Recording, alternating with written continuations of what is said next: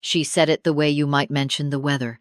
Casual, almost bored. My daughter stood in the doorway of my own kitchen, arms crossed, and told me that if I didn't sign the house over to her and her husband, they would make my life so difficult, I would beg to leave. She didn't raise her voice. She didn't have to. She had been practicing that tone for months. I poured my coffee. I nodded slowly, and I said, "Let me think about it." What she didn't know was that I had already been thinking about it.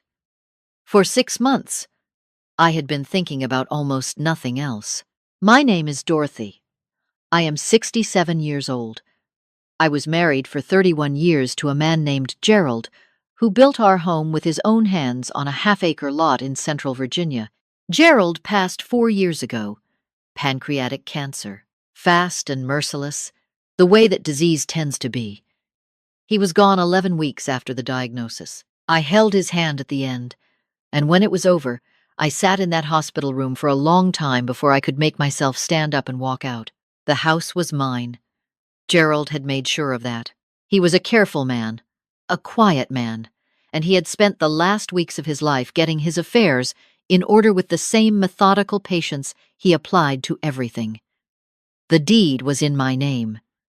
The will was clear. Our financial advisor had helped us set up a simple trust. Gerald had wanted me to be protected. He said that to me directly. Lying in that hospital bed, the TV muted in the corner. "I need to know you'll be protected, Dot." I told him I would be fine. He made me promise to call the lawyer if anything ever felt wrong. I kept that promise. It just took me longer than I expected. My daughter's name is Renee. She is 41 years old, and she is, in many ways, still the little girl who used to climb into my lap during thunderstorms and press her face against my shoulder. I say that not to excuse anything she did, but because I think it matters. I loved her completely. I still do, though love is a complicated thing when someone has shown you what they're capable of. Renee married a man named Craig 7 years ago. Craig is not a bad-looking man. He has good teeth and a firm handshake, and he laughs at his own jokes a half-second before anyone else does. Gerald never trusted him. He told me once, quietly, over the dishes after a Sunday dinner, "That man keeps score, Dot. You watch." I remembered that later. I wish I had remembered it sooner. The first 2 years of their marriage, things were fine. Renee and Craig had their own apartment 40 minutes away. They came for holidays. We talked on the phone on Sundays. It was a normal life, a good life. I was adjusting to being alone, which is something no one warns you about properly. It's not just the absence of a person, it's the absence of a rhythm. Gerald and I had a rhythm. Without him, I had to build a new one from scratch, and I was still building it when Renee called and asked if they could move in temporarily. Craig had lost his job. That was how she explained it. The word temporarily was used 4 times in that phone call. I counted, though not on purpose. They needed a few months to save up, to get back on their feet. My house had 3 bedrooms. I was living alone. Of course I said yes. That was 22 months before my daughter stood in my kitchen and told me to sign over my home. The first few months were unremarkable. They paid a small amount toward groceries. They kept their space reasonably clean. Craig was applying for jobs, or said he was. Renee had her own income from her work as a dental hygienist, which was steady, so I didn't worry too much about the finances. I cooked most nights. We ate together sometimes. It wasn't unpleasant. I noticed the first shift around month 4. It was a Saturday morning. I had come downstairs to find that the furniture in the living room had been rearranged. My reading chair, a wingback that Gerald had reupholstered himself the summer before he got sick, had been moved to the corner behind the door. In its place was a large, sectional sofa they had brought from storage, taking up most of the room.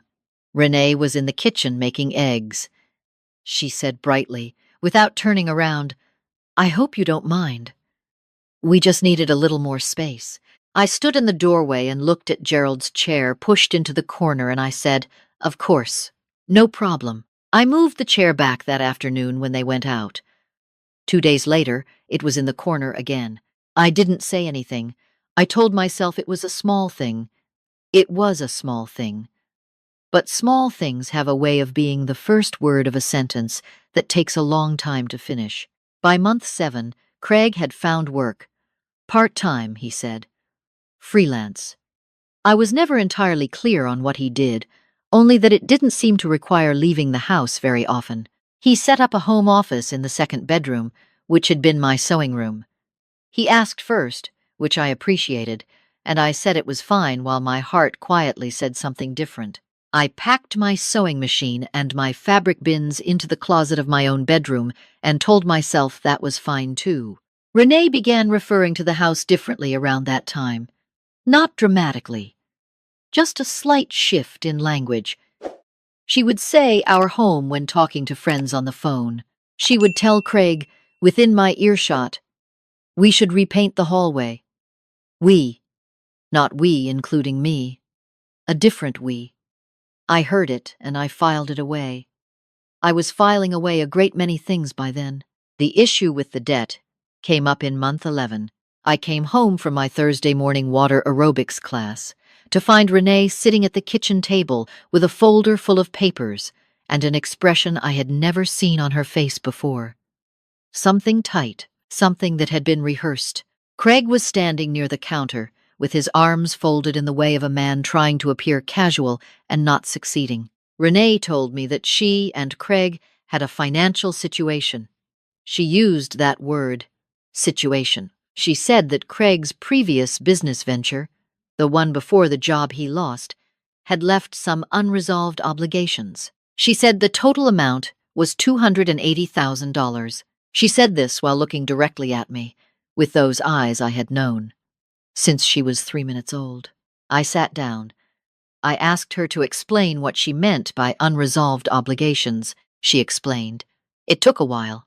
The short version was that Craig had been a partner in a small real estate investment firm that had collapsed, and there were debts attached to that collapse that had not been fully discharged, and creditors had recently begun making contact again. She was telling me because, she said, some of the paperwork had begun arriving at my address.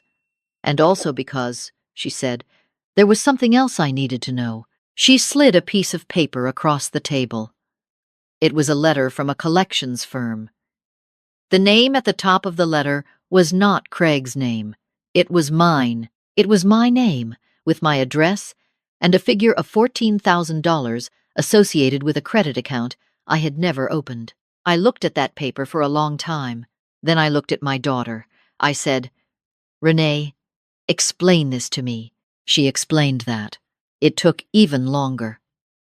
The summary was that 18 months earlier, before they had moved in with me, Craig had opened a credit account in my name. He said he had intended to pay it off quickly and close it before I ever found out. He said it had spiraled. He said he was sorry. He did not look particularly sorry. He looked like a man who had calculated his odds and decided that honesty, at this particular moment, was the best remaining strategy. I sat at my kitchen table, in my kitchen, in my house, and I listened to my daughter explain to me that my son-in-law had stolen my identity to open a credit account, that there were creditors now potentially attaching my name to his debts, and that they were asking me if I was willing, if I might consider putting the house in a joint trust. They had already spoken to someone about the paperwork, which would, among other things, provide some protection from the creditors. For all of us, she said. For everyone, I said. Let me think about it. Renee blinked. She had expected something else. Tears, perhaps. Anger. Collapse. She had expected the face of a woman who had just been knocked down and didn't know how to stand up. She had known me my whole life, and she had somehow misread me entirely. I said I was tired, and I went upstairs. I sat on the edge of my bed in the afternoon light, and I thought about Gerald. I thought about him standing in the kitchen 30 years ago, teaching Renee how to make biscuits, flour on both of them laughing. I thought about what he had said to me in the hospital. I need to know you'll be protected. I called the lawyer the next morning. His name was Raymond, and he had handled Gerald's estate, and he had known our family for 15 years. I met him at his office downtown, not at my house, which felt important. I told him everything. He listened without interrupting, which is one of the qualities I have always appreciated in him. When I finished, he was quiet for a moment, and then he said, "Dorothy, how much do you know about the deed situation?" I told him I believed the deed was still entirely in my name, per Gerald's arrangements. He said, "Good. Don't sign anything. Don't change anything. And don't tell them you've called me." I asked him what he thought I should do. He told me. It took about 40 minutes. When I walked out of that office and sat in my car, I felt something I had not felt in nearly 2 years of slow and steady encroachment. I felt solid, like the ground under me had been tested and had held. I didn't change anything at home right away. That was deliberate. Raymond had advised me to continue normally, to not signal anything, while he verified the full extent of what had been done with my name and what could be undone. The credit account turned out to be one of 3. Craig had been more thorough than Renee had let on, or possibly more thorough than Renee had known. Raymond was working with a second attorney who specialized in fraud recovery. It was going to take a few months. I needed to be patient. I am a patient woman. Gerald used to say I had the patience of someone who understood that time was always working, even when they weren't. During those months, the pressure at home increased. Renee brought up the joint trust 3 more times. Each time I said I was still thinking about it, that I wanted to understand it fully before I signed anything, that I was old-fashioned about these things. She accepted this, though less gracefully each time. Craig began avoiding rooms I was in, which suited me. He would go quiet when I entered the kitchen, occupy himself suddenly with his phone. The morning Renee stood in the doorway and told me directly no more gentleness, no more just a suggestion that I needed to sign the papers, or they would have to make changes I might not like. I had been waiting for it. Not hoping for it, waiting for it the way you wait for a storm you've watched building on the horizon for days. She said that if I wasn't willing to help protect the family, then maybe it made more sense for me to think about other living arrangements. She said that at 67, living alone in a big house wasn't really practical anyway. She said they had looked into some options for me. She said all of this with a kind of practiced calm that told me Craig had coached her. His language, her mouth. I poured my coffee. I nodded slowly. I said, "Let me think about it." That evening, while they were watching television, I went upstairs and I packed one suitcase. Not frantically, carefully. The way you pack when you know exactly where you're going. I had already arranged to stay with my friend Patricia, who lived 20 minutes away, and who had been told enough of the situation to know that I might need her guest room on short notice. I had moved the most important documents, the deed, Gerald's will, our financial records, the trust paperwork, the new documents Raymond had prepared to a fireproof box at Patricia's house 3 weeks earlier, on a Thursday afternoon when Renee was at work, and Craig was doing whatever Craig did when he left the house. I came downstairs with my suitcase. They were still watching television. The sectional sofa was where Gerald's chair used to be. Renee looked at the suitcase. She said, "What are you doing?" I said, "I'm going to stay with Patricia for a little while." She said, "What? Why?" "Mom, we need to talk about the papers." I said, "I know. We will." I picked up my keys from the hook by the door. "I just need a little space to think." I drove to Patricia's house. I did not look in the rearview mirror once. The next 6 weeks were quieter than anything I had experienced in nearly 2 years. Patricia had a garden, and she made good soup, and we sat on her porch in the evenings and talked about everything and nothing. I slept well for the first time in months. I hadn't realized how much of my sleep the house had been taking from me until I was somewhere that felt safe. Raymond called me at the end of the 3rd week.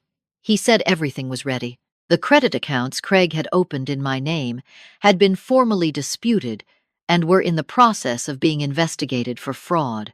A police report had been filed. Raymond had guided me through that, and I had done it quietly, without announcement. The fraud attorney had sent formal notices to the relevant creditors. My credit, which Craig had damaged without my knowledge, was in the process of being restored. And then there were the other letters. Raymond had prepared them, and they were sent certified mail to my house, which was still my house, which had always been my house, and which, as of a revision made to Gerald's trust arrangement several months earlier, completed quietly, legally, on a Tuesday afternoon, in Raymond's office, had specific provisions regarding any attempt to transfer ownership without the sole trustee's written consent. I was the sole trustee. The letters arrived on a Thursday. I know this because Renee called me that evening. She called 4 times within an hour. I let the calls go to voicemail. Craig called once. I let that go too. I called Renee back the following morning.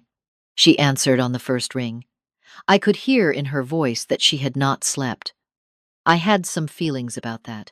They were complicated feelings, the kind that come when you love someone, and you are also clear-eyed about what they have done. She started talking quickly. She said the letters were confusing.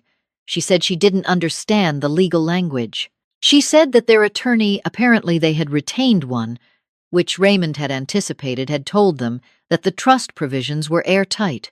She said Craig was saying that Raymond must have made errors. She said this with less conviction than she would have said it 2 days earlier. I let her talk. When she finished, I said, "Renee, your father spent the last weeks of his life making sure I would be protected. He trusted me to protect what he built. I kept that promise to him." She was quiet. I said, "The house is mine. It will remain mine. The accounts Craig opened in my name are being handled by the proper authorities, and that process will take its course regardless of anything else." I paused. "I would like for you and Craig to find alternative living arrangements within the next 60 days. Raymond's office will be in touch with the formalities." She started to say something. I said, "I love you. I will always love you. And when you are ready to have an honest conversation without Craig in the room, I will be here for that." Then I said goodbye, and I ended the call. I sat in Patricia's kitchen with my coffee going cold in front of me, and I thought about Gerald's chair, pushed into the corner behind the door. I thought about the first Sunday morning I noticed it and said nothing. I thought about all the Sunday mornings after that, all the small erosions, all the careful nodding, and the patient waiting, and the phone call I finally made, and the 40 minutes in Raymond's office when the ground tested solid under me. I moved back into my home 6 weeks later. Renee and Craig were gone. They had taken their sectional sofa. They had left some things behind, not maliciously, I think, just the leftover disorder of a quick departure. I cleaned the house top to bottom. It took 2 days. On the evening of the second day, I moved Gerald's wingback chair back to its place by the window, where the afternoon light came in and the street was visible and the room felt the way it was supposed to feel. I sat in it for a long time without doing anything else. There is something people say about forgiveness, that it is something you do for yourself. I have been thinking about that. I am not at a place of full forgiveness yet. I think that is honest, and I think honesty matters more to me now than it ever has before. Renee has sent messages. A few have been defensive. A few have been something that almost resembled sorry. I read them all. I respond to some of them. I am not in a hurry. What I know is this. I spent 31 years building a life with a man who loved me carefully and well. I spent 4 years learning how to live inside the shape that love left behind when he was gone. And I spent 22 months watching something try to take what he left me. Slowly, politely, one small encroachment at a time. I am 67 years old. I have Gerald's chair by the window. I have Raymond's number in my phone. I have Patricia's soup on Sunday evenings, and my water aerobics on Thursday mornings, and a garden that needs attention, and a house that is, in every way that matters, mine. I did not disappear because I was afraid. I disappeared because I had already done the work. And sometimes the quietest exit is the one that leads somewhere worth going. The letters arrived on a Thursday. And when they did, I was already in Patricia's garden, drinking my coffee, watching the light change. I had been ready for a long time. If you are watching this, and something in this story sounds familiar, I want to say something to you directly. Get your documents in order. Know what your name is attached to. Call the lawyer your husband told you to call, or the one you have always meant to find. Do not wait for the moment in the kitchen doorway. Do it before that moment comes, quietly, on a Tuesday afternoon, when no one is paying attention. Gerald knew something I had to learn the hard way. Protection is not something that happens to you. It is something you build, and you can build it gently and without anger, and still build it strong enough to hold. Thank you for being here with me on Spirit Tales. If this story stayed with you, share it with someone who might need to hear it. I'll be here next time.